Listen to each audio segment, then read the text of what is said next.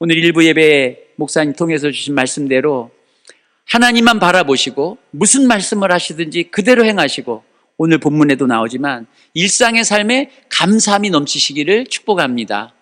그것이 우리가 그리스도 안에 거한다는 의미가 되는 거죠. 오늘 설교 제목을 그리스도 안에서 행하라. 6절 말씀에 보면 너희가 그리스도 예수를 주로 받았으니 그 안에서 행해라, 이렇게 말씀하십니다. 그리스도 안에서 행하는 게 뭘까요? 그 8절에 보면은 이것은 사람의 전통과 세상의 초등학문을 따르며 그리스도를 따름이 아니니라, 그런 이야기가 있어요. 그리스도 안에서 행한다는 것은 그리스도를 따른다는 것입니다. 늘 주님을 따라다니는 삶이 그리스도 안에서 행하는 것이고, 그리스도 안에서 행한다라는 말씀을 그 이하에 나오는 대로 내가 그리스도와 함께 먹고 살고 죽는 거죠. 그러니까 거기 있는 대로 내 육체는 주님과 함께 죽은 것이고, 내 영은 우리 하나님이 다시 살리시고 그의 피로 우리의 모든 죄를 사하시고, 이런 게 다 그리스도 안에서의 삶이죠. 우리가 제일 유명한 구절로 알고 있는 것은 갈라디아서 2장 20절 말씀입니다. 내가 그리스도와 함께 십자가에 못 박혔나니 그런즉 이제는 내가 사는 것이 아니요 오직 내 안에 그리스도께서 사시는 것이라. 이제 내가 육체 가운데 사는 것은 나를 사랑하사 나를 위하여 자기 자신을 버리신 하나님의 아들을 믿는 믿음 안에서 사는 것이다. 그러니까 믿음 안에서 사는 생활, 예수님과 함께 죽고 예수님과 함께 사는 생활, 이게 다 그리스도 안에서의 생활이거든요. 그래서 그리스도 안에서의 생활이 점점 더 친밀해지고, 그런 게 더 많은 시간을 차지하게 되면 그 안에 뿌리를 내린다는 것이고, 그래서 열매를 주렁주렁 맺어 하나님께 영광 돌리는 삶이 되는 것이죠. 그래서 여러분, 주님 안에 사는 게 그리스도인들에게 주어진 축복이고 특권입니다. 그리스도 안에 거하실 때 사실은 우리의 질병도, 우리의 큰 프로젝트도 하나님께서 다 시행해 주실 줄로 믿습니다. 그리고 내가 하지만 결국 주님께서 하시는 것입니다. 우리 장로님들의 사업장의 사장님이 누구십니까? 예수님이시죠. 오늘 우리가 밥 먹고 이렇게 훈련도 받고 예배도 드리고 있는데, 이거 우리가 누구 안에서 행하는 겁니까? 예수님 안에서 있는 것입니다. 그러니까 예수님과 내가 하나가 된 거예요. 그래서 예수님이 돌아가실 때 나도 죽은 거고, 예수님이 부활하실 때 나도 살았다고 믿는 것입니다. 그래서 내가 지금 이게 사는 게 예수님 안에서 살고 또 믿음 안에서 산다라고 바울은 말합니다. 그래서 그리스도 안에서의 생활을 어떻게 하면 잘 할 수 있는가, 어떻게 예수님을 쫓아다니고 예수님처럼 행동할 수 있는가, 그것에 대해서 오늘 본문을 중심으로 몇 가지 살펴보려고 합니다. 본문의 말씀은 아니지만 우리가 그리스도를 따르고 그리스도 안에 거하려면 우리의 목표가 분명해야 됩니다. 그 목표가 뭐냐면 그리스도 안에 사는 게 우리 삶의 목표가 돼야 되겠죠. 그리스도 안에서 사는 거를 다른 성경으로 말하면 마태복음 6장 33절입니다. 너희는 먼저 그의 나라와 그의 의를 구하라. 그의 나라와 그의 의가 예수님 자신이시거든요.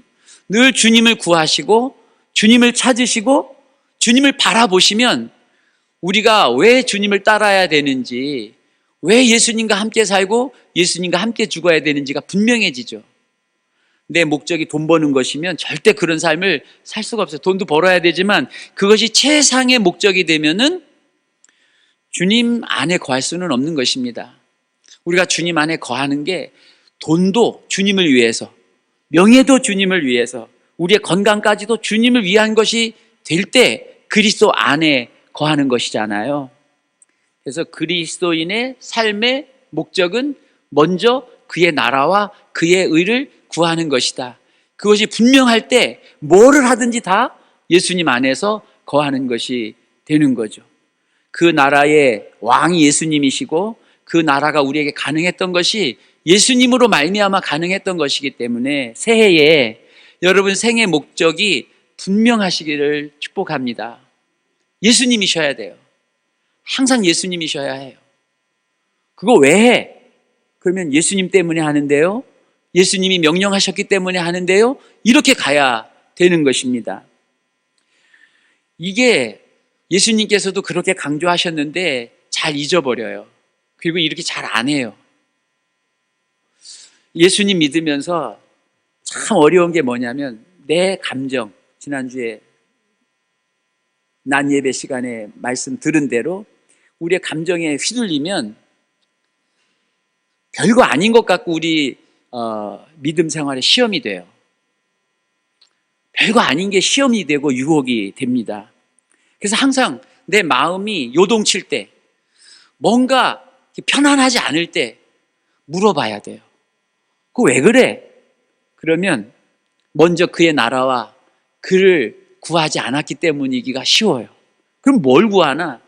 나를 구하는 거죠. 내가 기분이 좋아야 되고, 내가 원하는 게 돼야 되고, 내 거 있잖아요. 나 자신. 사실은 그런 게 십자가에 못 박혀 죽어야지 주님과 함께 사는 게 가능한 거거든요. 날마다 머리를 들어요. 야, 너 그렇게 무시당하고 살겠어? 넌 배앓이도 없냐? 막 이런 식의 얘기를 예수님 믿어도 가끔 들려요. 그런데 그런 것에 대해서 우리는 단호해야 됩니다. 내가 그리스도와 함께 십자가에 못 박혔나니. 그렇죠? 내가 사는 게 아니에요. 주님을 위해서 살아요. 주님이 내 안에서 살아요. 내 생의 목적은 오직 예수 그리스도입니다. 예수님이 높아져야 되고 예수님의 이름이 존귀되기를 내가 기도합니다. 요게 우리 생의 목표인 거죠. 그 목표를 따라가다가 가끔 원하지 않는 일을 당해도 그 목표가 분명하면 옆길로 갔다가도 다시 그리로 돌아올 수 있고 또 돌아와야만 하는 것입니다. 우리는 새해 첫 번째 주일 예배를 드리고 하나님 앞에 다시 한번 우리 인생을 계획할 때 하나님, 난 살아도 주를 위해 죽어도 주를 위해 삽니다. 하나님의 명령하신 것, 하나님이 무슨 말씀을 하시든지 저 그대로 하겠습니다. 요거를 분명히 하고 사업도 하시고 사람들도 만나시고 또 새로운 일도 시도하시기를 축복합니다. 그렇게 되면 너무 잘 될 거예요. 자, 오늘 본문 말씀에 보면은 그러므로 너희가 그리스도 예수를 주로 받았으니 이렇게 말씀하세요. 그래서 우리가 예수님 믿을 때 제일 중요한 게 예수 그리스도를 주님으로 받으셔야 됩니다. 내 인생의 주님은 예수님이십니다. 이거를 말하셔야 돼요. 예수님 믿는 게 그게 엄청 단순해요. 심플해요. 영적 전쟁이라고 그러잖아요. 영적 전쟁도 사실은 어디서 판가름 나냐면 내 주님이 누구신가를 말하는 게 중요해요. 여러분, 내 주님은 예수님입니다. 이렇게 말씀하시는 신자들에게 마귀가 찝쩍거릴 수 있을까요? 그거 안 되는 거거든요. 지난주에인가 말씀드렸듯이 왜 귀신 들린 자들이 계속 귀신에게 휘둘리냐면 귀신에게 틈을 주기 때문이에요. 내 주님은 예수 그리스도십니다. 이렇게 하면 예수님이 주님이 되셔가지고 우리를 보호하시고 지키시거든요.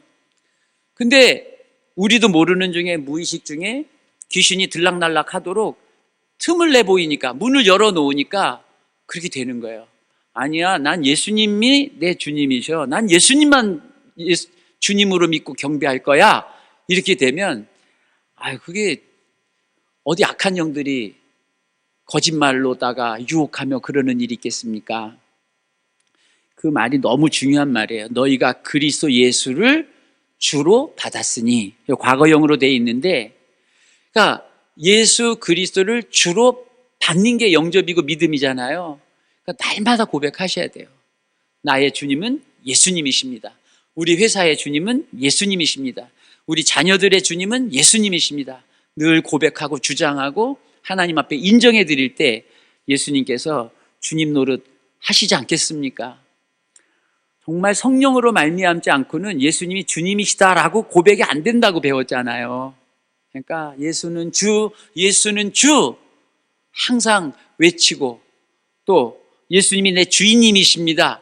이렇게 고백하면서 살아가는 게 내가 예수 안에 있음을 확인하고 증거하는 거가 되는 거죠. 그래서 예수 그리스도를 주로 받은 것을 늘 감사하시고, 또 예수님이 나의 주님이 되신 것에 대해서 감격하시고 이제 전도하러 나가야죠. 그래서 예수님이 주님이 되도록 초청하십시오. 예수님이 주님이십니다. 이렇게 됐으니까 그 안에서 행할 수 있다는 거죠. 앞에서 말씀드린 대로 예수님이 주님이 되신 사람들의 삶의 우선순위는 항상 예수님의 나라와 예수님의 의가 되는 것입니다. 그래서 생애 목표와 방식이 바뀐 사람들이 성도들인 것이죠. 예수님이 우리의 주님이 되셔서 우리가 그 안에서 산다는 말의 의미가 뭐냐면 따라가는 거라고 그랬잖아요. 예수님을 따라가는 삶은 뭘까요? 그거는 주님의 말씀을 지키는 것입니다. 하나님의 말씀을 지키는 것이 예수님을 따르는 삶인 거죠. 요한일서 3장 24절에 그의 계명을 지키는 자는 주 안에 거하고 주는 그의 안에 거하시나니 우리에게 주신 성령으로 말미암아 그가 우리 안에 거하시는 줄을 우리가 아느니라. 그러니까 주 안에 거한다는 게 예수님이 2000년 전에 사셨던 분이 내가 그 안에 들어가고 그분이 내 안에 거하고, 이게 곧 성령으로 우리 안에 거하시면서 행하시는 일인데 우리의 삶에는 어떻게 나타나느냐면 하나님의 말씀을 지키는 것입니다. 나의 말을 가지고 지키는 자라야 나를 사랑하는 자니 나를 사랑하는 자는 내 아버지께 사랑받을 것이고 나도 그를 사랑하여 그에게 나를 나타내리라 하셨습니다. 근데 이게 주님이 나에게 뭔 말씀을 하시는가, 오늘 나에게 무엇을 말씀하셨지? 이런 거 질문해 보면 잘 안 들릴 수가 있잖아요. 그렇게 성경을 읽는데 나에게 주시는 말씀이 잘 안 들릴 수도 있지만, 그러나 주님과 친밀한 교통을 계속 나누다 보면 성경 읽는 중에 주님이 내게 이런 걸 원하시는구나, 주님이 나에게 이것을 말씀하시는구나, 그거 알아지는 게 너무나 당연한 것 아닙니까? 오늘 이제 댁에 돌아가시면 이제 오늘 이제 첫 번째 주일이니까 온전한 10일 성경 일독 있잖아요. 저거 우리가 해야 되는 실천 사항으로 교회에서 주어졌어요. 그럼 저거 해야지 되는 거죠. 그래서 성경 일독을 하려면 1년에 한 번 읽으시려면 오늘은 5장 읽고 이제 평일에는 3장 읽어야 돼요. 매 3, 주 5죠. 매일 3장 읽고 주일날 5장 읽고, 그럼 한 번 읽어요. 그냥 눈 딱 감고 하루에 10장씩 읽으면은요 120일이면 읽어요. 하루에 20장씩 읽으면 60일에 한 번 읽어요. 그러니까 그렇게 한번 읽어보셔요. 근데 그냥 10번, 5번 이거 아니라도 한 번 읽어야지 그래도. 그죠? 한 번 읽으면 매 3, 주 5인데 하루에 성경 3장을 읽는데 아무것도 안 남는다. 그렇지 않잖아요. 이렇게 볼펜을 들고 아니면 연필을 들고 하나님이 내게 주시는 말씀을 밑줄 그으면서 한번 읽어봐야지 하면요, 너무 많이 그어져가지고 성경이 진도가 안 나간다니까. 계속 밑줄 그어야 되니까. 이 성경을 제가 오래 썼는데 어떤 목사님은 성경을 3년에 한 번씩 간다고 그러더라고요. 그래서 이렇게 암송 구절이나 또 설교한 말씀에는 늘 밑줄 긋고 성경에 길들인다고, 옛날에 우리 사전, 종이 사전 쓸 때 길들인다고 막 이거 바르기도 하고 막 그렇게 했잖아요. 여러분, 성경을 3년에 한 번 정도씩은 사는 게 좋을 거예요. 왜냐하면 밑줄을 긋고 거기다가 기도 제목을 적고 하다 보면은 성경에 때가 묻고 그런 게 다 가보잖아요. 제가 우리 장로님들하고 권사님들 제안을 좀 하자면은, 성경이 이렇게 막 지저분한 게 아니라 이렇게 손때가 묻은 성경을 자식 수만큼은 좀 준비를 하셔가지고 돌아가실 때 누구 얘기하고 딱 써놓고, 그렇죠? 그러면 참 좋겠어요. 저는 써보려고, 우리 애들한테 성경 쓴 거 남겨주려고 열심히 쓰고 있는데 이 속도로 쓰면 30년을 더 살아야 돼 제가. 5년에, 6년에 한 번씩을 쓰는 진도로 성경을 쓰고 있는데, 그것도요, 한 번 밀리면 일이 되더라고요. 근데 정말 그런 게 있어요. 정말 성경을 써가지고 나 죽을 때 애들한테 돈을 남겨주는 것보다 내가 썼던 성경책을 애들한테 남겨주고 가야지. 이러고 보니까 아주 사명감으로 성경을 쓰는데, 장로님들도 한번 해보시면 어떨까요? 권사님들하고 성경을 써가지고, 성경을 쓰면 시간이 많이 걸리기 때문에 은혜가 많아요.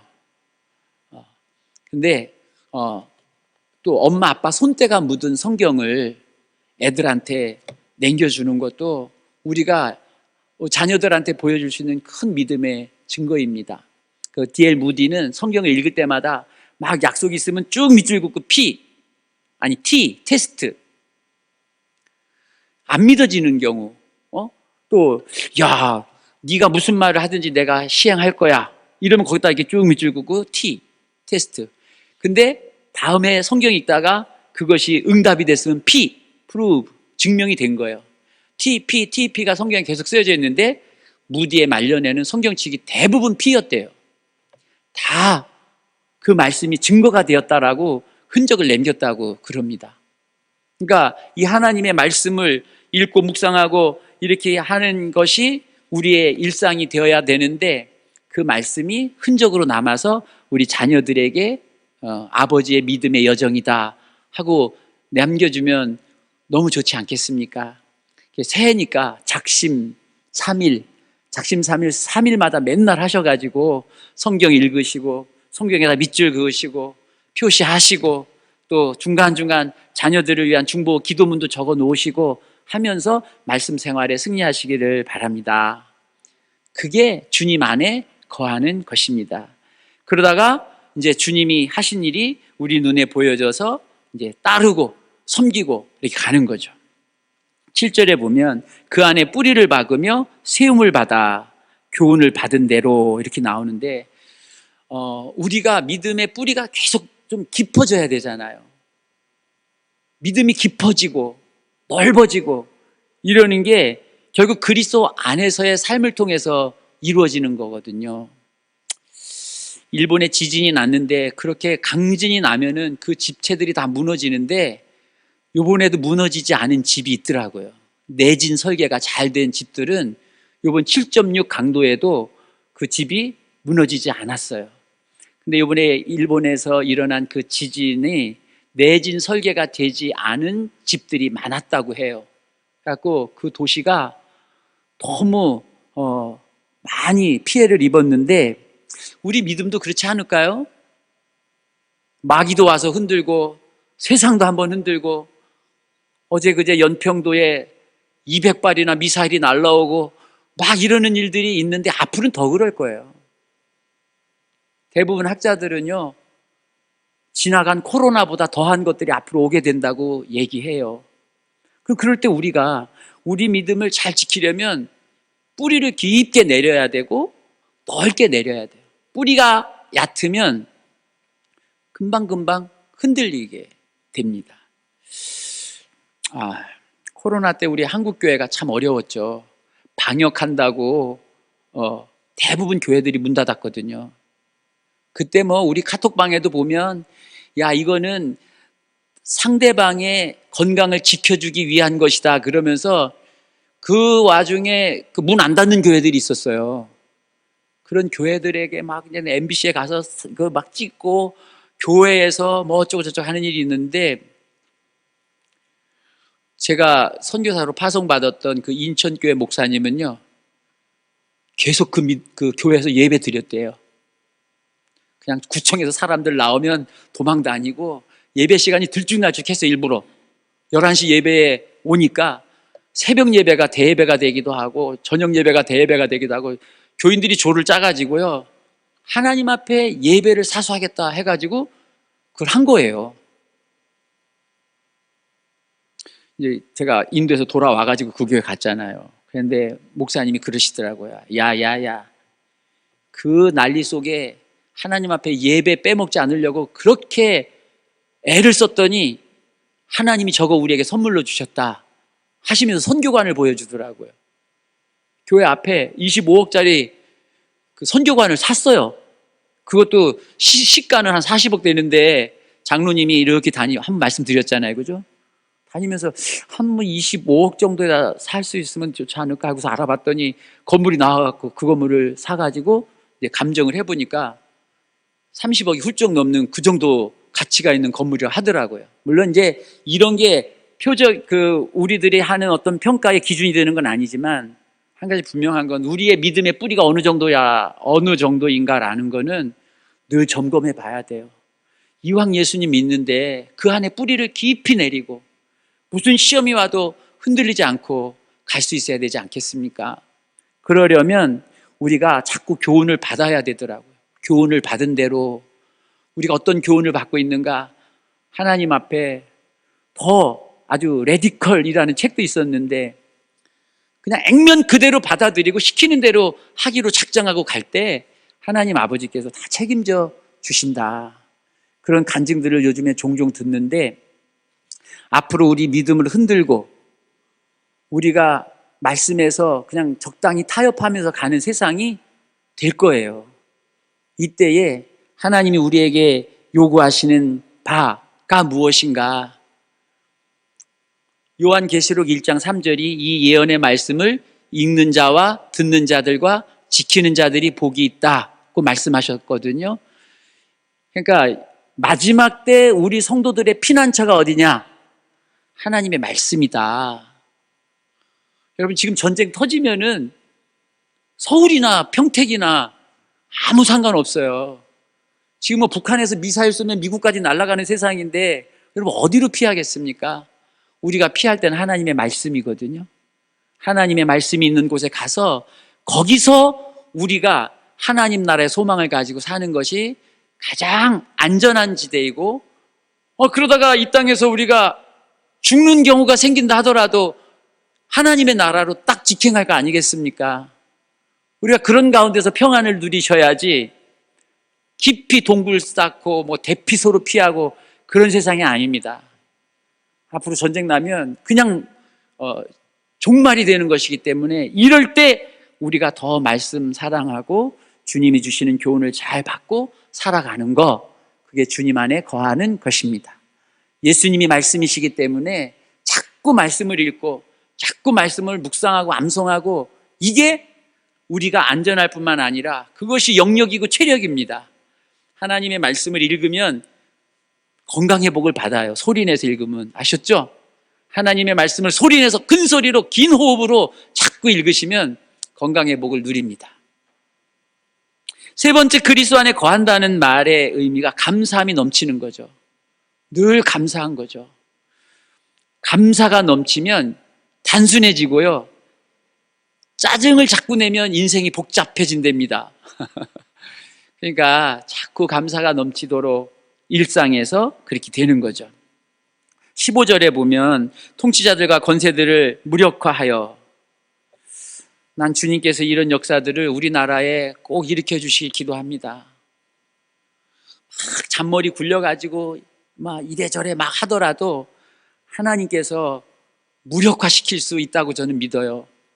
그러니까 우리 주변에서 일어나는 여러 가지 근심 걱정 많이 있잖아요. 걔들이 무력화돼야 되거든요. 그게 어떻게 가능해지는 거냐면 십자가로 이기시니까. 십자가로 이기셨느니라. 예수님이 십자가에 달려 죽으신 것이 궁극적인 승리의 사인입니다. 예수님이 십자가에서 행하신 일은 결국 우리가 승리하는 길을 보여주고 계시기 때문에 우리들 안에 예수님 생각하면 늘 감사가 되는 거고, 십자가의 능력이 우리의 삶 속에 좀 더 구체적으로 나타나게 되는 2024년이 될 수 있기를 바랍니다. 몸이 아프고 마음이 상하고 여러 가지 일들이 많이 터질 때 십자가에 달리셔서 엘리 엘리 라마 사박다니 외치시면서 돌아가신 예수님을 생각해 보십시오. 여러분 이렇게 막 흐르던 눈물도 이제 주님에 대한 찬양으로 넘칠 거고, 여러분 그 두려움이 변하여 내 노래되고, 그죠? 그 근심이 변하여 우리의 기도가 되는 그런 삶이 십자가에서 이루어진 것입니다. 새해에 여러분 근심, 걱정 막 이런 거 있으시면 종이에다 적어 보세요. 종이에다 적어 보시고 그거에다가 십자가를 대입해 보십시오. 그리고 십자가 위에서 주님이 행하신 것을 놓고 기도해 보십시오. 주님께서 여러분의 근심이 변해가지고 더 기도할 수 있는 자리로 이끌어 가실 것입니다. 주님께서 여러분에게 큰 믿음을 주셔가지고 그 상황에서도 낙심하지 않고 뭔가 시도해보는 역사가 일어날 것입니다. 저는 새해를 엄청 기대합니다. 왜냐하면 제가 뭐 말하면 하나님 다 들어주신다고 그러셨기 때문에. 그럼 말씀 카드 다 받으셨죠? 그거 어디 있어요?